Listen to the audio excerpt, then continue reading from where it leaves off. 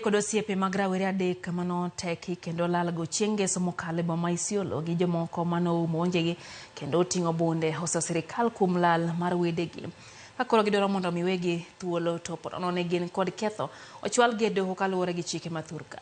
Kaluwore gi report mane gigoyo e tesend obila ma Isiolo kod apis okwach kich rawera ma jahigni 22 moyangi kaka Isa Osman Guyo, Nura Abdi Diba ma jahigni 27 kod Muktar Tachi Ali kachiel gi ji mamoko ariyo noyudo madho chai okinyi sa 12 e boma Isiolo kama ne ondhigie kendo sogie nyamburko moro mane ochung' rito eka nochom kodgi apaya madhi Nairobi.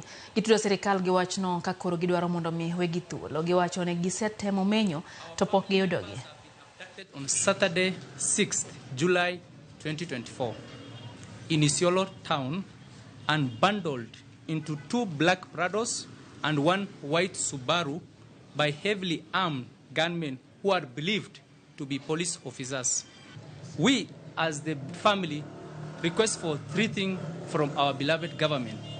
We want our families to be either released unconditionally, if found of guilty, be taken to court of law, or in worst case scenario, let their body be released to us.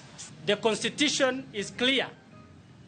Anybody can be arrested on suspicion or on anything, but that person must be given the justice that is demanded by the law, and that is they must be taken to court within the time that is stipulated in the Constitution.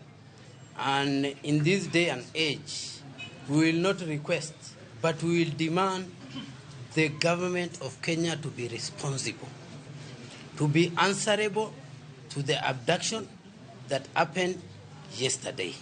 That is on Saturday.